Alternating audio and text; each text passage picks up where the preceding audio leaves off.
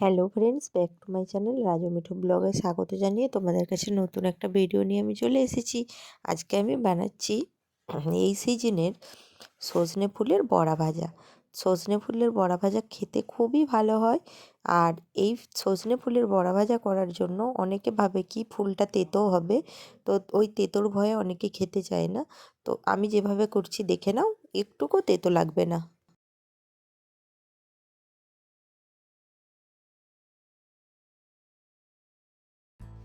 এখানে আমি একটা পাত্রের মধ্যে আগে থেকে মসুর ডালকে ভিজিয়ে রেখেছিলাম। ভিজিয়ে রাখার পর ওটা ভালো করে ধুয়ে নিয়ে পেস্ট করে নিয়েছি।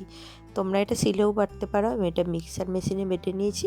তো বেটে নিয়ে ওই পেস্টটা একটা পাত্রের মধ্যে খানিকটা নিয়ে নিলাম। তার মধ্যে দিয়ে দিলাম একদম ছোট্ট ছোট্ট করে পেঁয়াজ আর কাঁচা লঙ্কাকে কুচিয়ে রেখেছি। তো সেটা আমি ওই ডালটার মধ্যে দিয়ে দিলাম। পেঁয়াজের পরিমাণটা একটু বেশি যত দেবে ততই খেতে ভালো লাগবে। আর দেখো, তেতো কেন লাগবে না বলেছিলাম, আমার একটা সজনে ফুলের চচ্চড়ি রেসিপি দেওয়া আছে, তাতে দেওয়া আছে কী করে করেছি। তো আমি বলে দিচ্ছি। ফুলগুলোকে হালকা একটু গরম জল করে নেবে, আর তার মধ্যে একটু নুন দিয়ে দেবে, দিয়ে ফুলগুলো ভালো করে ধুয়ে নিয়ে ওটাতে দিয়ে দেবে, ওই গরম জলটাতে কিছুক্ষণ দিয়ে ভিজিয়ে রেখে দেবে। দেখবে তেতো ভাবটা আর লাগবে না। তো তারপর আমি ফুলগুলোকে ছেঁকে নিয়ে ওই পেঁয়াজগুলোর মধ্যে দিয়ে দিলাম। এরপর দিয়ে দিলাম এখানে দু চামচ পোস্ত, গোটা পোস্ত, 2 চামচ গোটা পোস্ত দিয়ে দিবে। তারপর দিয়ে দিবে এখানে পরিমাণ মতো লবণ। এখানে যতটা পরিমাণে লাগবে তোমরা সেই বুঝে লবণটি দিও। হুম তারপর এখানে দিয়ে দেব হলুদের গুঁড়ো। সামান্য পরিমাণে দেবে, খুব বেশি দেবে না, হলুদ গন্ধ ছাড়বে। তো হলুদের গুঁড়ো দিয়ে দিলাম। এরপর দিয়ে দেব শুকনো লঙ্কা, মানে যেটা গুঁড়ো লঙ্কা, ওই গুঁড়ো লঙ্কাটা একটু দিয়ে দেব। কাঁচা লঙ্কা যেহেতু আমার দেওয়া আছে, তো গুঁড়ো লঙ্কাটা খুব বেশি দেবে না, ব্যাস কালারের জন্য একটু দিলাম। তো দিয়ে এই উপকরণগুলোকে একসাথে ভালো করে, খুব ভালো করে মাখিয়ে নেব। তো দেখো, চামচ দিয়ে মাখানোর চেষ্টা করছিলাম কিন্তু হলো না। আমি হাতে করে এগুলোকে মাখিয়ে নেব। তো এগুলোকে হাতে করে খুব ভালো করে মাখিয়ে নেবে। আর এতে একদম জল দেওয়ার দরকার নেই, যেহেতু আমার ডালটা ভিজে আছে, মানে পাতলা বাটাটা। তো জল তো এমনিতেই দিতে লাগবে না, নুনটা দেওয়া আছে, ফুল থেকে জল বেরাবে আর ওই জলেই মাখানো হয়ে যাবে। তো ডালটাও আছে, তো তার সাথে ভালো করে মাখিয়ে নেব। আর দেখো, খুব সুন্দর মাখানোও হবে। আর বড়াগুলো এত সুন্দর খেতে হয়েছিল বন্ধুরা, আমি তো পরে ভয়েস ওভার দিচ্ছি।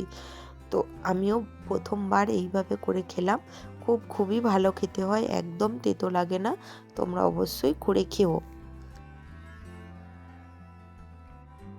এদিকে আমার ওই মাখাটা রেডি হয়ে গেছে বড়ার জন্য। আর এদিকে একটা কড়াই বসিয়ে নিয়েছি, তার মধ্যে দিয়ে দিলাম সরষের তেল কিছুটা। সরষের তেল দিয়ে তারপর একে একে বড়াগুলো দিয়ে দিলাম।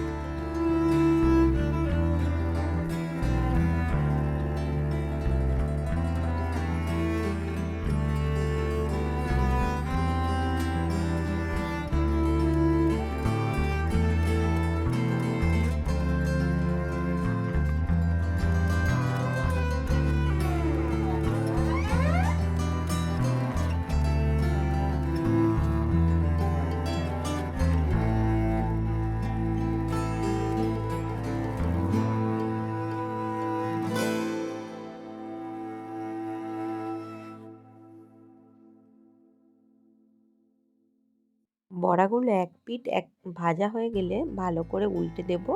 ধীরে ধীরে উল্টে দিয়ে উল্টো পিঠটা ভেজে নেব। খুব আর জোর করে দেবে না, হালকার উপরে দিয়ে রাখবে, তবেই সুন্দর করে ভাজা হবে। তো এইভাবে আমি প্রতিটা বড়াকে ভেজে নিচ্ছি, দেখতে থাকো।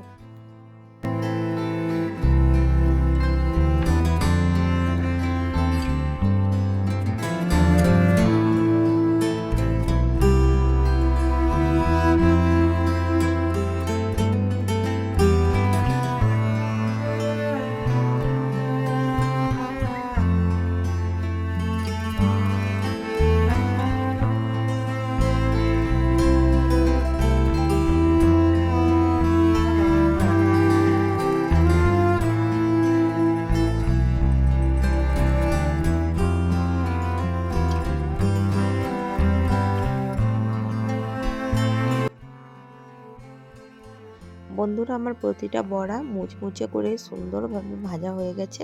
তো চলো এখন দেখিয়ে দিই। এই দেখো এত সুন্দর হয়েছে। তো চলো, আমার ভিডিওটা কেমন হয়েছে অবশ্যই কমেন্ট করে জানিও। আর যারা এখন আমার চ্যানেলকে সাবস্ক্রাইব করেন অবশ্যই সাবস্ক্রাইব করে পাশে থাকা বেল বাটনটি বাজিয়ে দিও, যাতে আমার ভিডিও তোমরা সবার আগে দেখতে পাও। আবার দেখা হবে তোমাদের সাথে খুব তাড়াতাড়ি। টাটা।